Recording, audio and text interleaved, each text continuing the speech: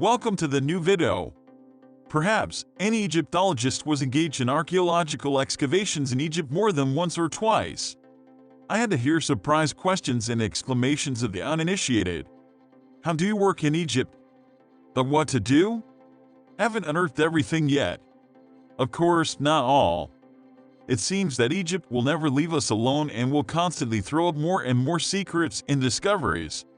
And in today's video I'm going to talk about some of them. Let's start with the Bust of Nefertiti.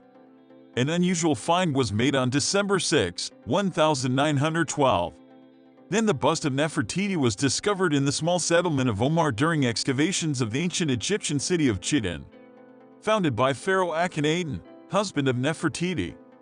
In the middle of the 14th century BC, in the first decades, this city was an extremely important cultural and political center. It was the capital of ancient Egypt, and the very name that Akhenaten gave the city translates as the skyline of the Aten. The exaltation of this pharaoh is an Egyptian deity, and it was Akhenaten who discovered the Bust of Nefertiti. Despite the fact that the bust was found lying face down, it is perfectly preserved. The colors are so vibrant that it looks like it has just been painted. Absolutely great job. But it's useless to describe. You need to see it with your own eyes. Then the head of the archaeological group wrote in his diary, German Egyptologist Ludwig Erhard. But, unfortunately, when distributing the finds, the Egyptian Antiquities Service included the Bust of Nefertiti among the artifacts that German archaeologists were able to take out of Egypt in 1913. The bust of the Queen was brought to Germany. It was kept in Berlin at the villa of James Simon, a major German businessman and philanthropist of Jewish origin, who financed excavations in Egypt. For the first time, the bust was revealed to the general public only in 1924 in the Berlin News Museum, where it serves as the central exhibit, and now immediately became the subject of universal admiration and adoration, although the vast majority of his admirers were little familiar with the history of ancient Egypt and the personality of Nefertiti. In the press, Nefertiti was called the most famous and most beautiful resident of Berlin. The image of her bust received no less attention than photographs of famous beauties of that time. Many women of the 20s sought to copy Nefertiti's makeup. The scientific community met the discovery ambiguously.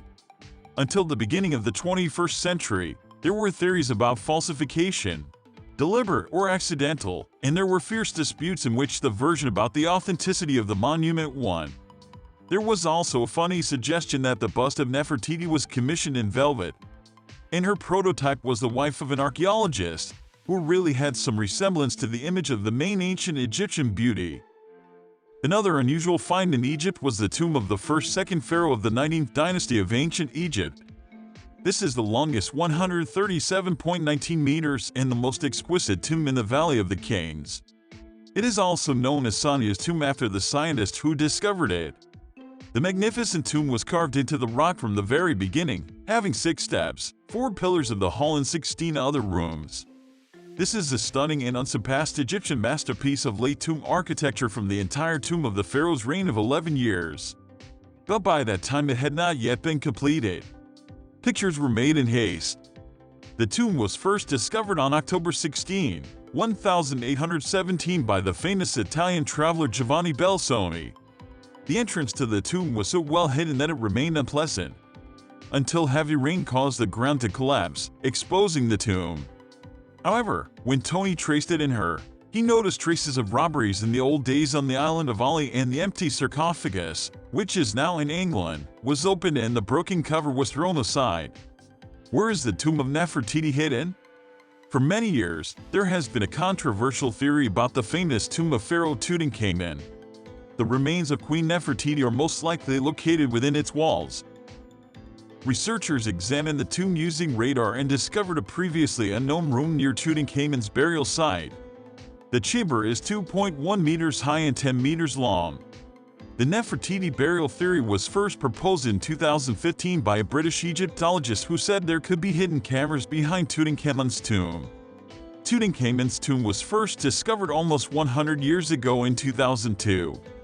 But the burial place of Nefertiti is a long-standing mystery. If her remains were found, it would be a significant scientific breakthrough. The Valley of the Kings, where the burial places of the pharaohs are located, was built during the life of the queen, so her grave would have been underground. Archaeologists believe that the burial place of Nefertiti will be difficult to identify, since many things that began for her funeral rite were found in the crypt of Tutankhamun. The pharaoh died in an accident at the age of 19, so they did not prepare the funeral utensils for him in advance and took them from the tomb of the queen. Perhaps by that time she had lost popularity. For a long time, Nefertiti was known as the main royal wife of Akhenaten. But some Egyptologists believe that she was appointed co-ruler and ruled Egypt with her husband until his death. Others suggest that Nefertiti may have ruled disguised as a man. In any case, if Nefertiti had been buried as a pharaoh, it could have been the greatest archaeological discovery. The last, large and important find for Egypt was made in 2020. Archaeologists led by ex-Minister of Tourism and Antiquities of Egypt Zahi Hamas, head of the excavations, discovered more than 50 grave shafts near the pharaoh's pyramid. The sepulchral ramparts next to the pyramid date from the New Kingdom period of the dynasty, which ruled from about 1570 to 69 BC. Archaeologists knew the least about this period of Egyptian history. The oldest tomb is soon older than Egypt itself and dates to the pre-dynastic period, when the lands along the Nile were divided among several smaller victims. With the emergence of Egypt, many great and powerful, as well as just noble Egyptians built tombs for themselves in the Sahara. For 3,000 years, elaborate temple complexes of the pharaohs, as well as the tombs of generals, princes and aristocrats, were erected on a 7-meter stretch of the desert. During the latest excavations in January 2012, Egyptian archaeologists discovered about 50 sarcophagi, which are rectangular pits, walls and floors 10 to 12 meters deep, which are covered with wooden boards or stone slabs. The sarcophagi are not as richly decorated as the royal ones, but still give reason to believe that the people buried in them had a high status and were far from poor. The burial site is replete with images of the deceased themselves, scenes from the deity in the afterlife, as well as lines from the Book of the Dead, a collection of prayers and instructions designed to guide the deceased through various trials on the way to the afterlife. In addition, next to the pyramid of the pharaoh Zan, scientists have unearthed the funeral temple of the queen. The remains of the 17th chapter of the text of the Book of the Dead were found with his wife in one of the grave shafts. The papyrus scroll, 4 meters long and 1 meter wide, belonged to a man named Bu.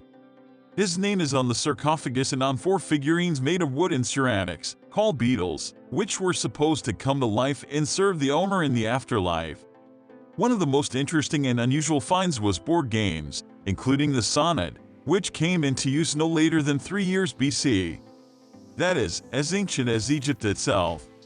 Surviving texts give an idea of the rules of this game and suggest that it was a game of strategy, something like modern chess or checkers.